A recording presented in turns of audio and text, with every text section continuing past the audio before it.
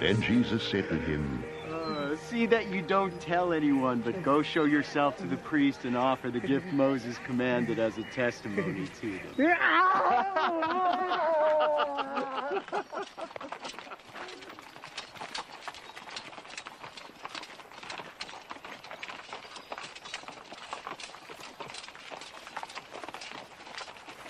When Jesus had entered Capernaum, a centurion came to him asking for help.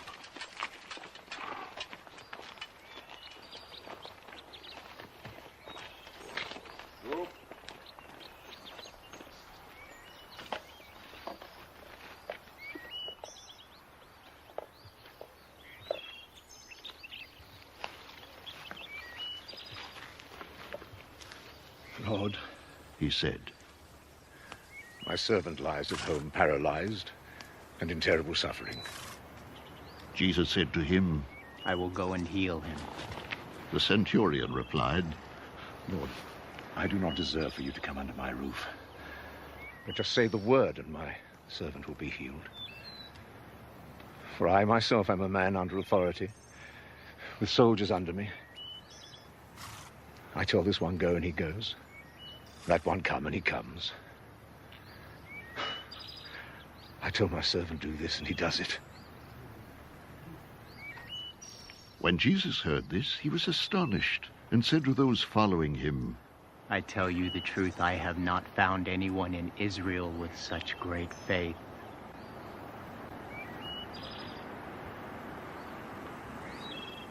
I say to you that many will come from the east and the west, and will take their places at the feast with Abraham, Isaac, and Jacob in the kingdom of heaven. For the subjects of the kingdom will be thrown outside into the darkness, where there will be weeping and gnashing of teeth.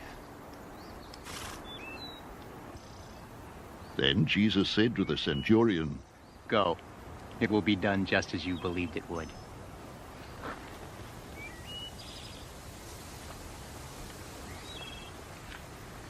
And his servant was healed at that very hour.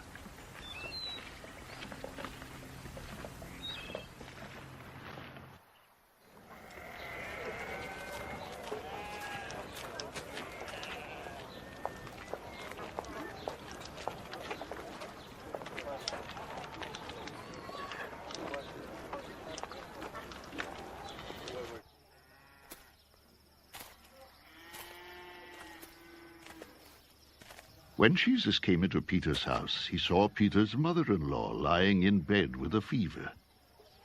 He touched her hand, and the fever left her, and she got up and began to wait on him.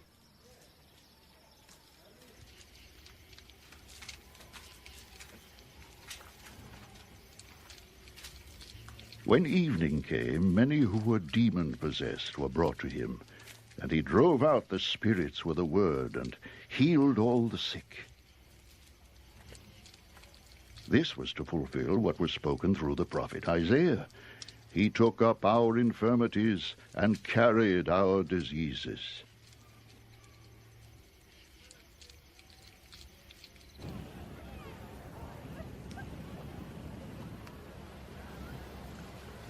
When Jesus saw the crowd around him, he gave orders to cross to the other side of the lake.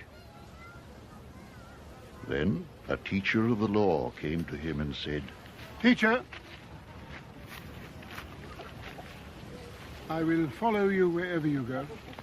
Jesus replied, Foxes have holes and birds of the air have nests, but the Son of Man has no place to lay his head.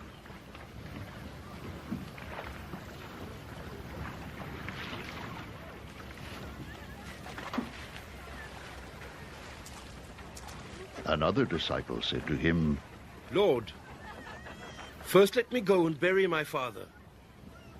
But Jesus told him, Follow me, and let the dead bury their own dead.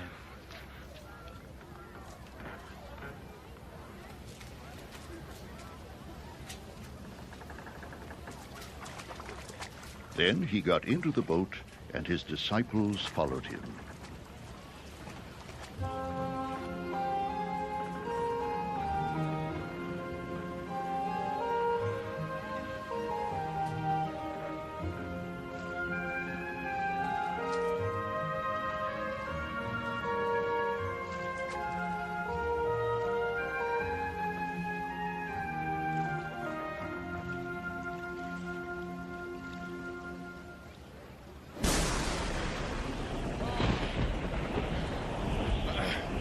Without warning, a furious storm came up on the lake, so that the waves swept over the boat.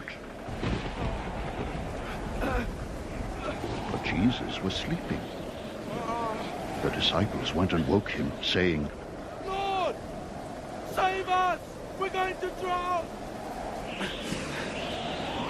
He replied, You have little faith! Why are you so afraid?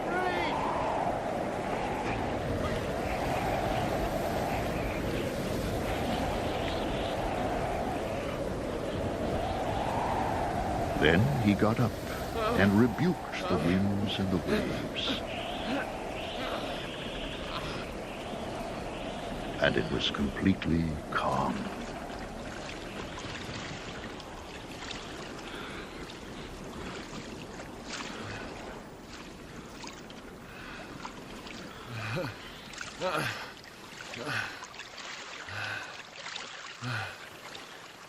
The men were amazed and asked, What kind of a man is this? Even the wind and the waves obey him.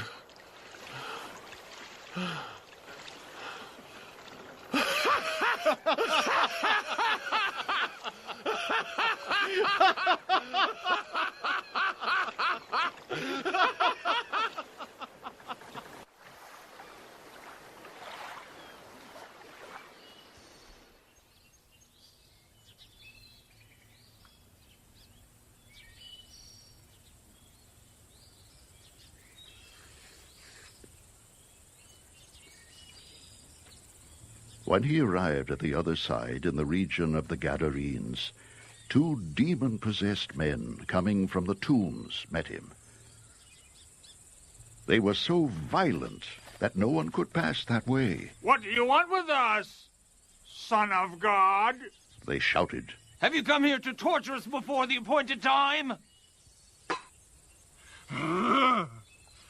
Some distance from them, a large herd of pigs was feeding. The demons begged Jesus, If you drive us out, send us into the herd of pigs. He said to them, Go.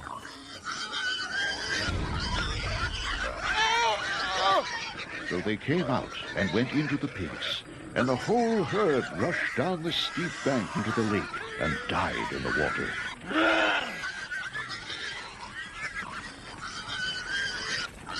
Those tending the pigs ran off into the town and reported all this, including what had happened to the demon-possessed men.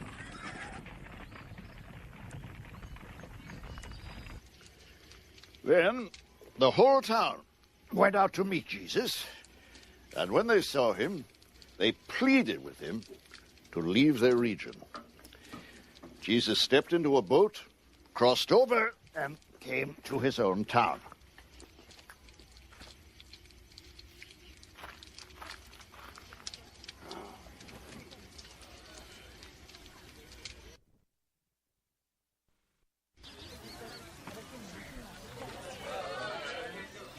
Some men brought to him a paralytic lying on a mat.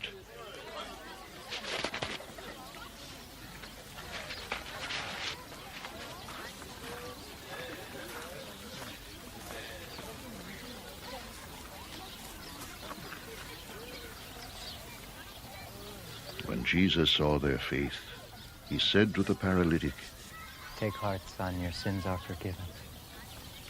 At this, some of the teachers of the law said to themselves, This fellow's blaspheming.